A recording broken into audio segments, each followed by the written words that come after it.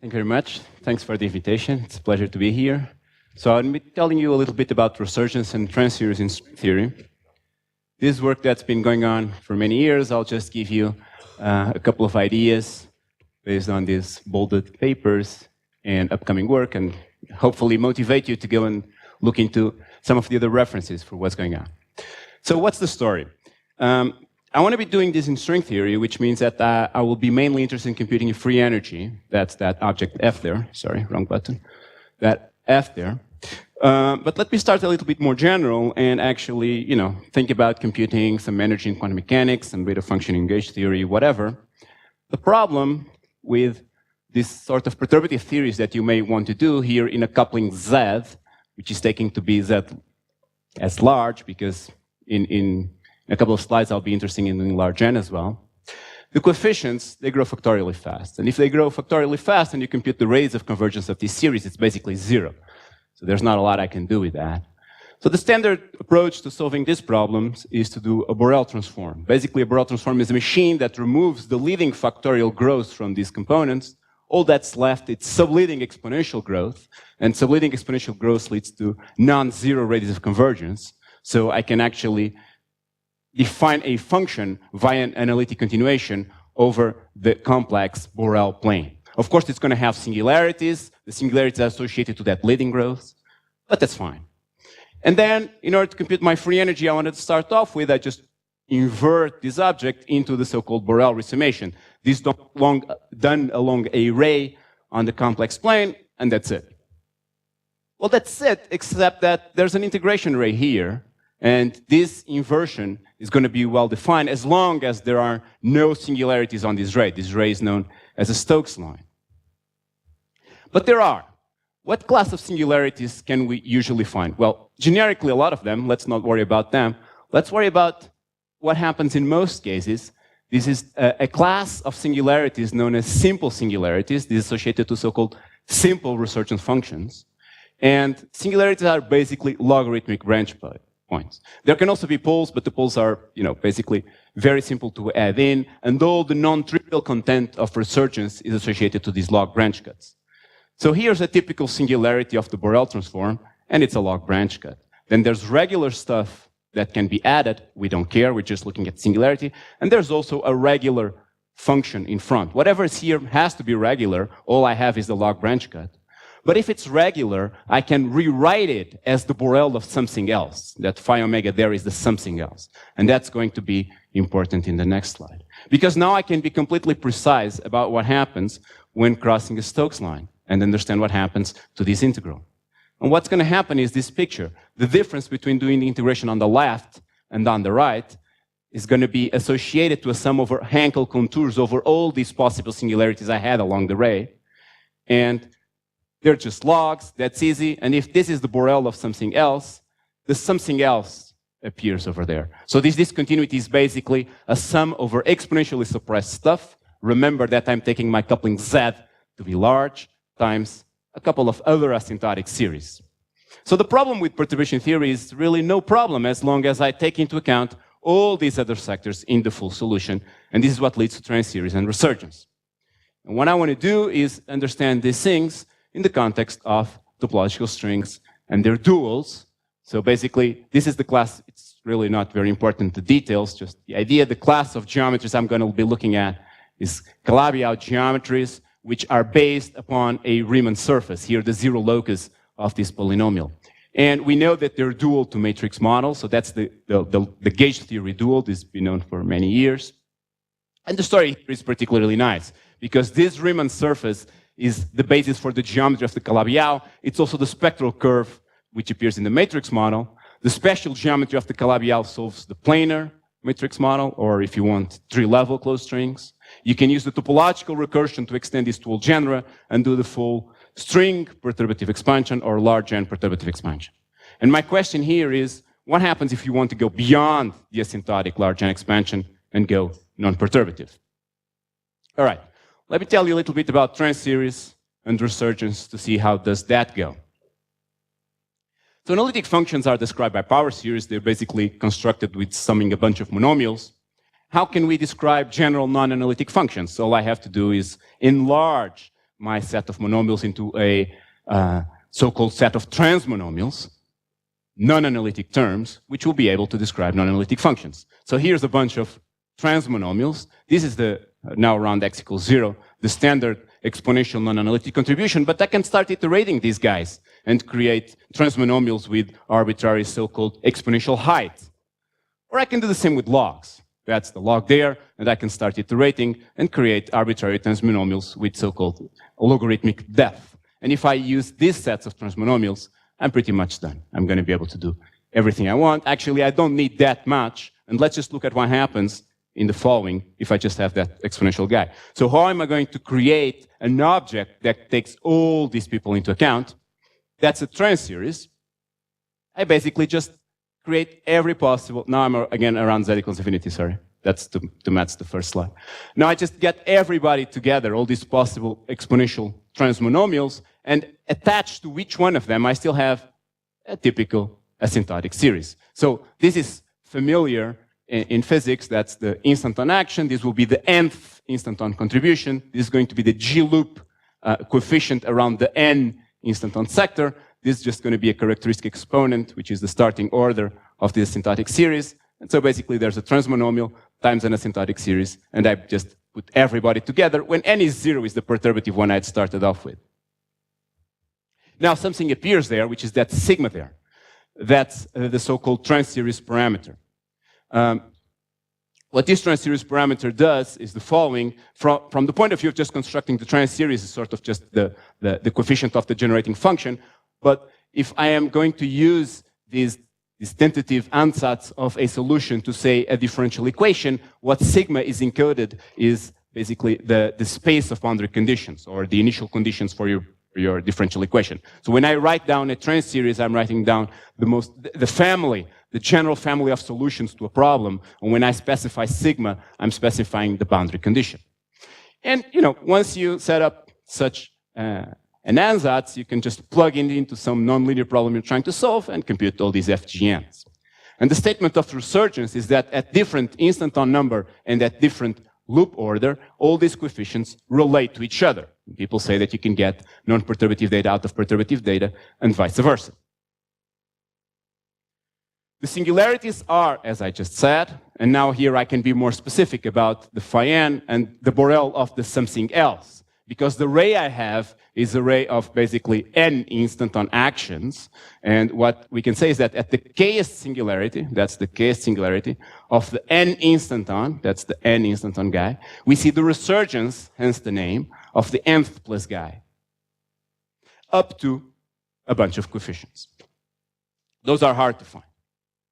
So in string theory, the story is basically the same, except that now I have an expansion in 2G. The powers are a 2G of G string. This is the standard genus expansion.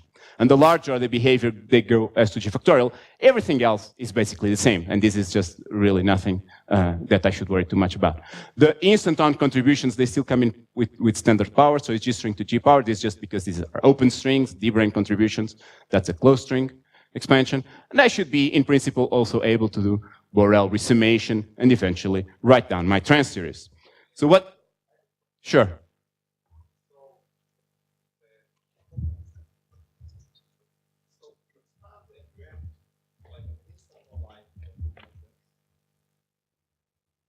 The instanton-like contributions, and they go to e to the -1 over G string. Now we know that these are D-brains.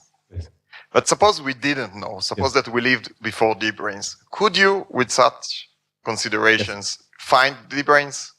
You could, because basically what these guys are going to have is they're going to have an instanton action there, and then they're going to have, the disk amplitude, the annulus amplitude, and so on and so forth. So by computing all these numbers, you could see that there should be a semi-classical description of these numbers in terms of open strings attached to D-brains.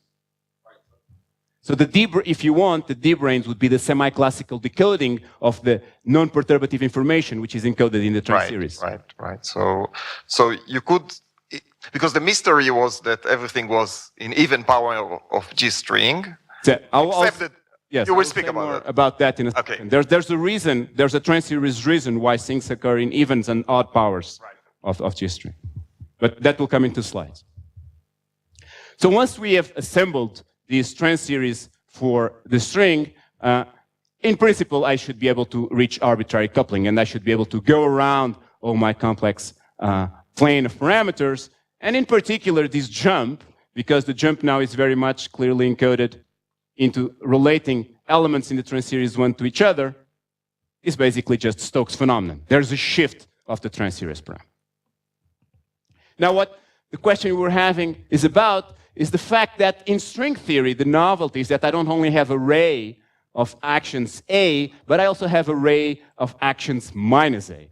This, from the Transseries point of view, is known as resonance, and it's the reason why the perturbative sector is going to be an expansion in powers of GS squared and not in powers of GS, and why the non-perturbative sectors are not. So the reason why there's a genus expansion from a Transseries point of view is because string theory is resonant. And this has been checked in many, many examples. Let me give you a couple of just two examples. So the first one, topological strings. As we're doing topological string theory upon a Riemann surface. That's all I want to tell you technically. I won't show you any further formulae. And if I try to compute the free energy is something like looks like this. Z now here is basically the complex structure moduli, so it's about the shape of your Calabi-Yau. And we know since a long time ago that this object is not really holomorphic in the complex structure moduli, has a holomorphic anomaly, and the holomorphic anomaly allows me to compute FGs to very large orders. The same story actually goes through, and I'll just flash one equation, in the non-perturbative case. I can also compute non-perturbative data to very large orders based on a non-perturbative extension of the holomorphic anomaly equations. The only thing I will tell you about solving these equations is that at leading order, the instanton action is holomorphic. And that's good because it's a solution to Picard-Fuchs. So it's just basically given by a sum over periods. I won't tell you how to solve this. I'll just tell you that we have solved it and now show you the results. So here's tests of asymptotics. In fact, here what I'm testing is essentially just the FGs, the perturbative guys. And what I'm doing is, out of their growth, they grow factorially fast, I'm looking at their subleading exponential growth. This should have information about the instanton action, and I'm plotting it. That's the green dots. And now I want to justify what the green dots look like from an analytic calculation. And as I've just said here, the instanton action should be some adequate period in the geometry. This example I'm solving, local P2, doesn't matter, it's just one example that you can solve, has a singularity, the so-called singularity, the Conifold singularity, next to that point. Turns out that the actual good coordinate to use is the psi coordinate, and the instanton actions, which just come out of Picard-Fuchs, should look like the sum of our hypergeometrics. They're complicated functions. They're given just essentially by a number times the flat coordinate around the Conifold, and that's that blue line. So you see that things look very nice. At some stage, the constant map is going to kick in, and it's all accounted by our expressions. One could do further tests of instanton data, but let's just, refer you to one of our papers if you want to check into that. Now let's imagine we have computed this free energy. What can I do with it? This free energy Transseries, what can I do with this Transseries? Well, it happens that in this case of local P2, there's another, out in the market, there's another non-perturbative definition of what they could be like. And it's best based upon the quantization of the mirror curve. So if you want, by the computation of the Transseries, you start with the mirror curve, and you construct via the holomorphic anomaly equations all these Transseries. Here in this approach, what you do is say, no, I just promote this to an operator by just imposing Heisenberg commutation relations. And the inverse of the quantized mirror curve is actually an operator that behaves very nicely. It's trace class, positive, definite, and so on. And so I can extract out of its Fredholm determinant expansion a definition of what the partition function should be, and thus the free energy. Will this match against these results that come from Transseries? Well, here's the perturbative. In red, I have exact result. They are actually, I should say, they came out of computing quantum dilogarithms, so they're really weird numbers. And in black, we have just the Borel resummation of free energy. And you'd say, okay, that looks great. Well, that looks great up to what your eyes can see. There's a consistent mismatch on all on all these results, and it better be, because otherwise there will be no need for any non-perturbative data. So you can check that what the Transseries should be telling you is that the difference between the perturbative and the exact at leading order should be the one instanton. So we can compare the difference and see whether there's a match or not. And here's for different values of the parameters. And basically what I'm showing you is if you see a circle, you see that the match. So the difference between the exact and the perturbative matches the one instanton that comes from the Transseries.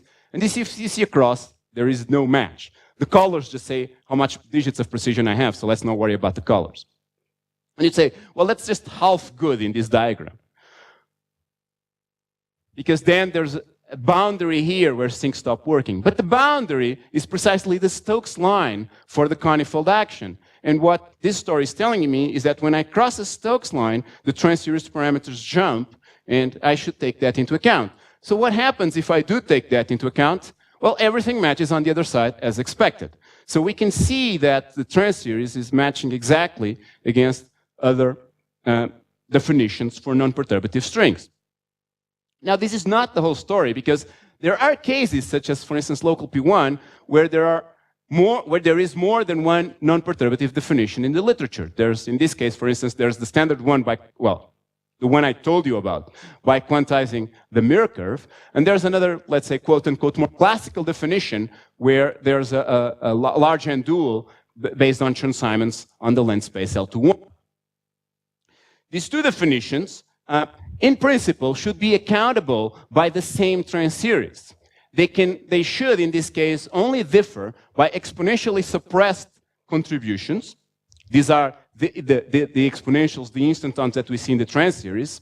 And what the Transseries would be giving us would not be just a unified framework, or, if you want, the general solution that interpolates between particular solutions.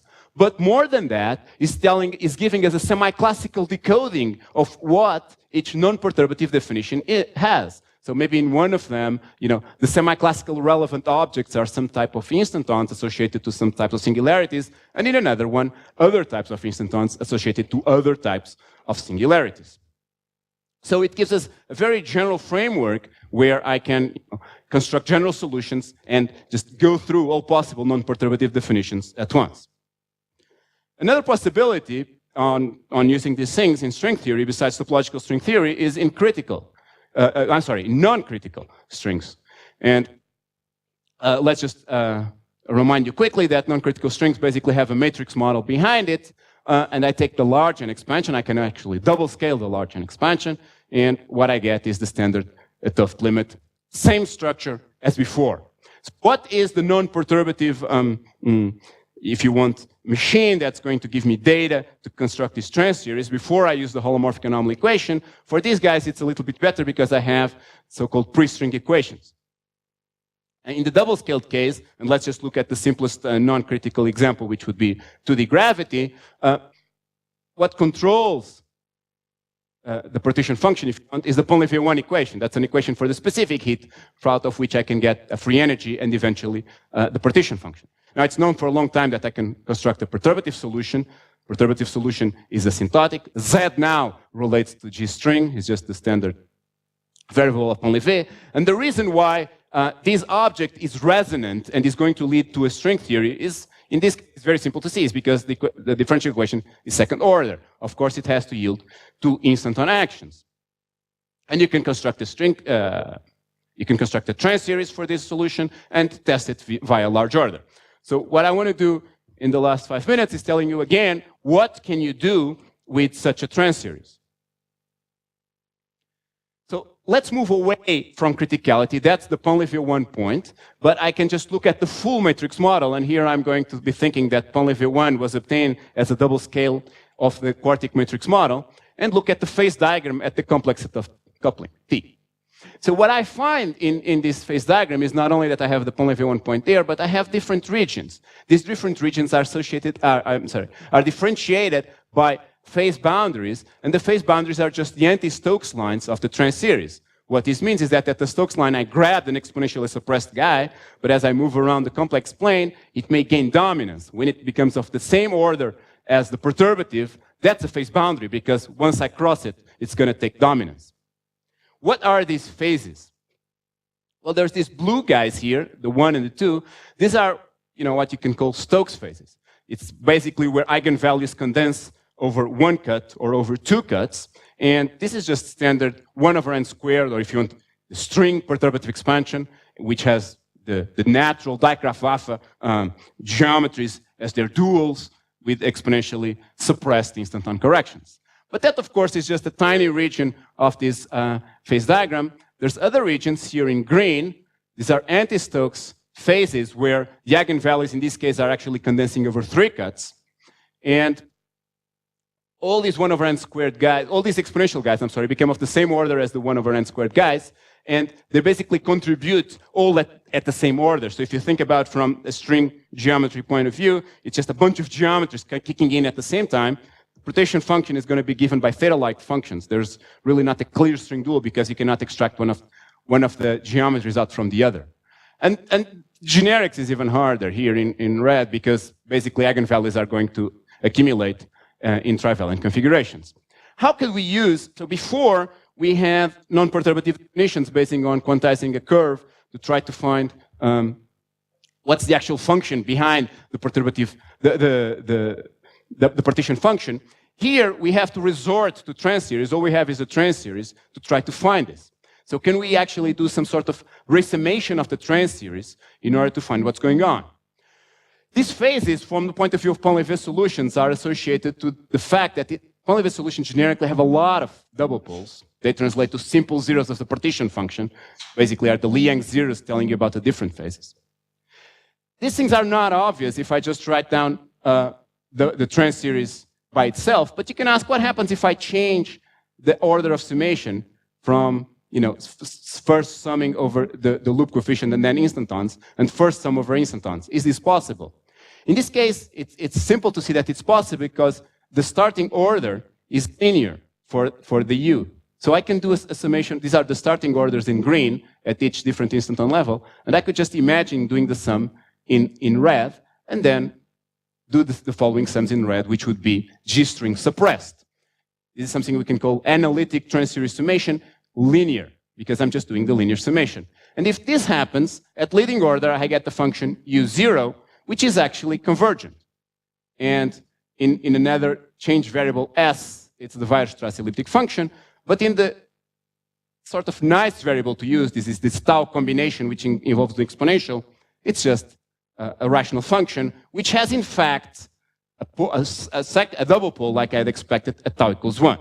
This is actually an infinite number of poles because tau in the variable z is the Lambert W, and I still need to invert it. So I can, in fact, find for the truncated solution in the classification of Boutreau, I can actually find the leading array of zeros. And then if I would look at the subleading red arrows, I would be finding the subleading arrays of poles.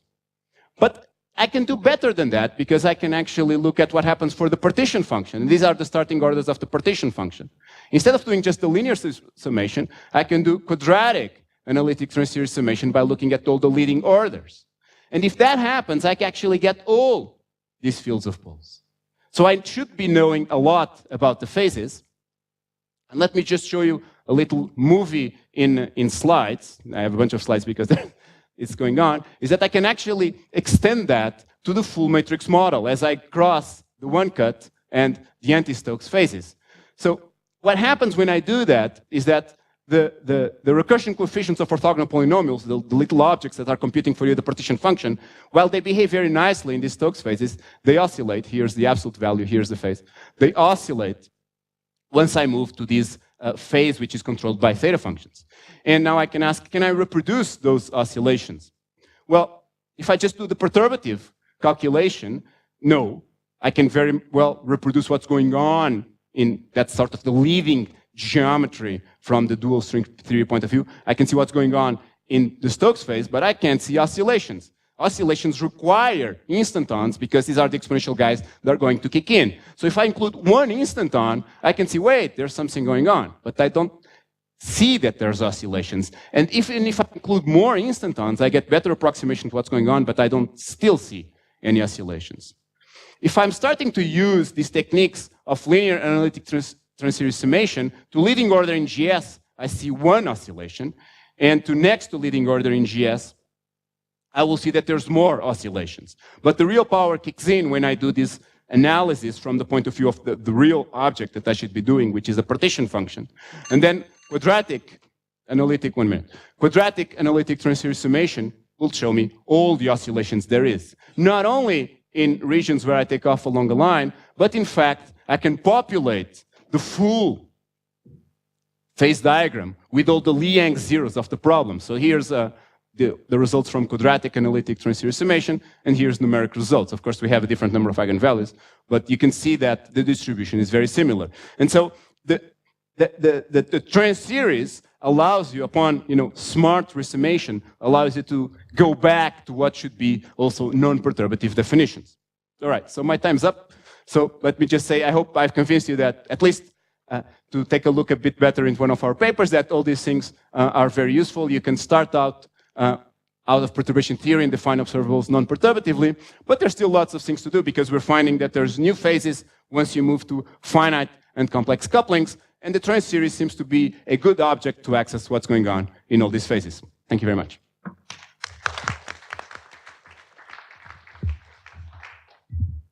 Time for questions.